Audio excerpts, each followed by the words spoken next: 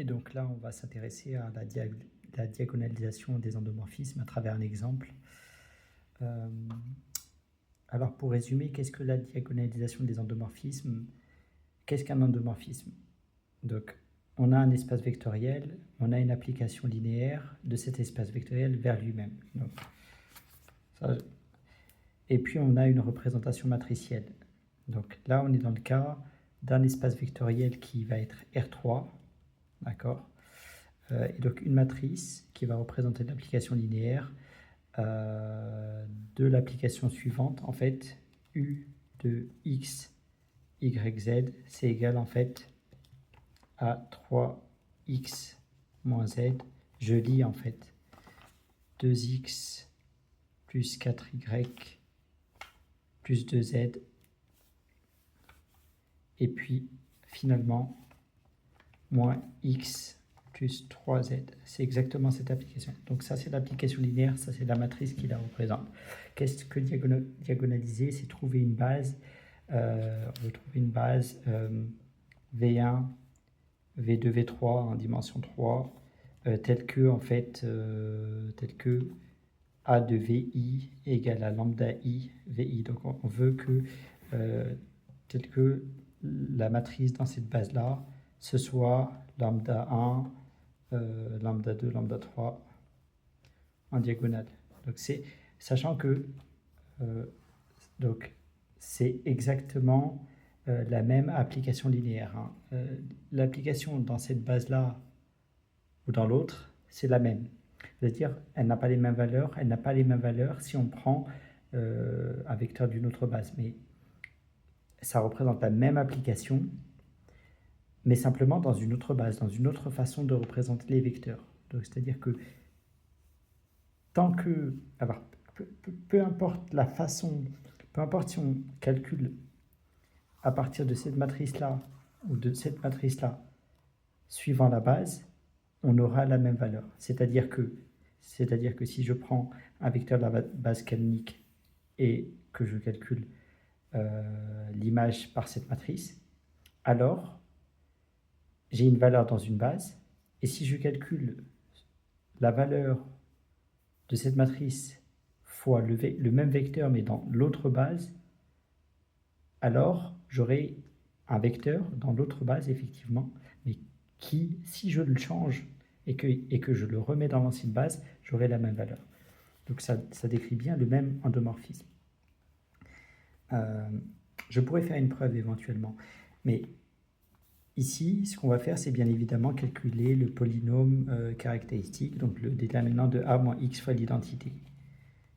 Donc, et là, je vais l'écrire. 3 moins x, 0 moins 1, 2, 4 moins x, 2, moins 1, 0, 3 moins x. Alors, ce qu'on a, ça va être que on peut sortir de 3 moins x. Hein. Donc, on sort de 3 moins x. Donc ici, j'avais 3 moins x, 4 moins x, 2, 0, 3 moins x. 4 moins x, 2, 0, 3 moins x. Et ensuite, plus, mais là, il y aura du moins 1. Donc, moins 2, 4 moins x, moins 1, 0. Si je ne me trompe pas. Et du coup, 3 moins x, facteur de au carré, facteur de 4 moins x, moins, finalement, de moins de 4 moins x. Du coup, si on encadre, on a bien facteur commun, on a bien que 4 moins x, facteur de 3 moins x au carré moins 1, effectivement. Donc, à partir de là, moi je me trouve obligé de développer le terme entre crochets.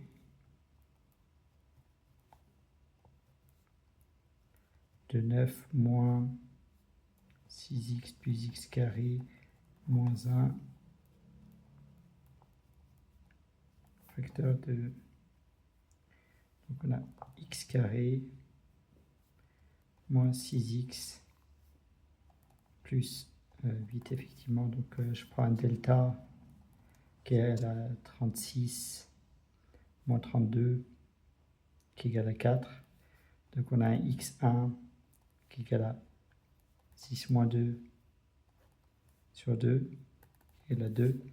On a un x2 qui est égal à 8 sur 2 qui est égal à 4. Voilà notre solution. Donc au final on a 4 moins x facteur de x moins 2 facteur de x moins 4 en valeur. Donc ça c'est le polynôme caractéristique et c'est ce polynôme caractéristique, certains le nomment, moi je l'appelle comme ça, qui a de x parce que c'est la matrice A. Et donc on a ce polynôme, donc le spectre, donc c'est 4, 2, 4, 2 en fait. 4, mais 4 avec une multiplicité finalement. 4 moins x, du coup si on recalcule le polynôme caractéristique correctement, ça nous donne 4 moins x moins 4, ben, moins l'un, hein, moins 4 moins x au carré, fois x moins 2, ça c'est le polynôme caractéristique.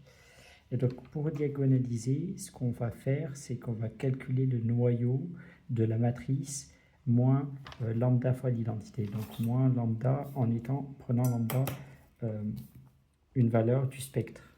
D'accord? Donc je vais commencer par 4 par exemple, et puis par 2. Donc on va calculer le noyau de A moins 4 fois l'identité. Qu'est-ce que A moins 4 fois l'identité? Eh bien, c'est égal tout simplement à la matrice A qu'on avait au départ, moins 4. 4 en diagonale 4. Du coup, c'est moins 1, 0, moins 1, 2, 0, 2. Et moins 1, 0, 3. Moins 1, 0, du coup, moins 1. Et on veut le noyau, donc le noyau, c'est les x, y, z qui vont remplir tel que l'image de ce x, y, z par ce a-4i va être égal à 0. Et alors attention, en fait, quand on dit on cherche le a-4i, c'est on veut juste résoudre v tel que av égale à 4v, finalement. C'est juste que on va déplacer av moins 4v égale à 0, av moins 4v, on peut factoriser, ça fait a-4i de v qui est égal à 0. Mais c'est identiquement la même chose. C'est pour ça que ça, c'est la vraie définition. On veut le vecteur tel que, puisqu'on a trouvé les valeurs propres, maintenant on veut les vecteurs propres qui réalisent cette valeur propre. Puisqu'à partir de ces vecteurs-là, on va les aligner les uns à la suite des autres et on aura une matrice diagonale. Donc, AV égale 4V. Qu'est-ce que je fais? Ben, je regarde le noyau finalement. Donc, à la fin, j'ai moins x moins z égale à 0, moins x égale à z, moins x égale à z, admettons. On a 2x égale à moins 2z. De x égale à moins z, c'est identique. Et en fait, finalement, on a x, alors on a moins x est égal à z, ouais. Donc, en fait, v dans ker de a-4i, ça implique que x est égal à moins z. Donc ça veut dire que si je prends un vecteur du type 1, 0, moins 1, alors je vois bien que a-4i de ce vecteur, qu'est-ce que ça va me donner? Ben, ça va me donner 0. Pourquoi? Parce que pour être dans le noyau, il suffit de remplir ces conditions-là, ou cette condition-là, x égale à moins z. Donc 1, 0, moins 1 est un vecteur, mais donc dans ker de a-4i et 0, 1, 0 dans ker de a-4i. Pourquoi? Parce que si je calcule, en fait, c'est des colonnes, on a des zéros, vous pourrez vérifier que c'est bien égal à 0. Pourquoi j'en prends deux? J'en prends deux parce que j'ai besoin de, au final, 3 vecteurs pour construire la base, qui est R3. Et au début, je calcule le KR de A-4i, très méthodique, mais le problème, c'est que 4 est de multiplicité 2, et donc je dois chercher deux vecteurs qui vont remplir ce noyau. Et donc, on a bien, on pose V1 égale 1, 0, moins 1, hop, et V2 égale 0, 1, 0. Et maintenant, V3 dans le KR de A moins 2 fois l'identité.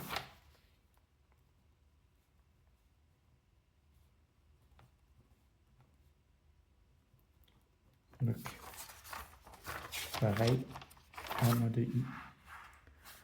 Donc, je regarde A moins 2i.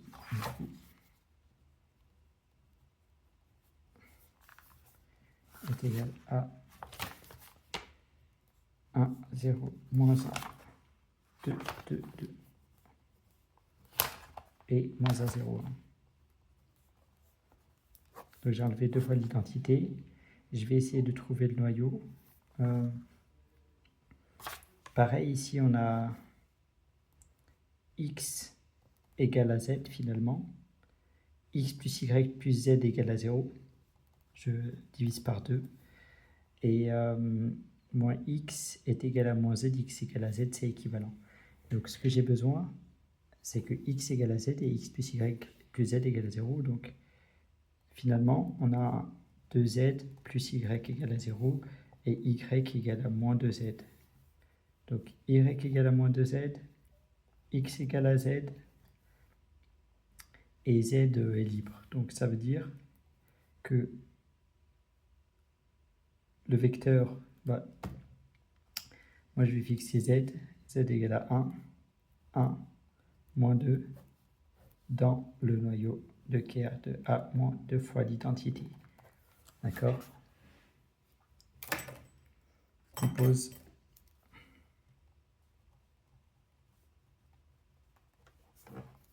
moins 2. Donc finalement, ça c'est pareil. Il n'y a pas forcément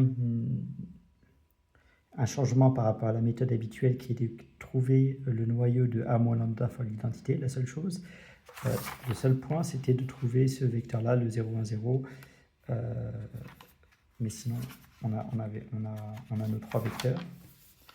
Donc, la chose, c'est que maintenant, on a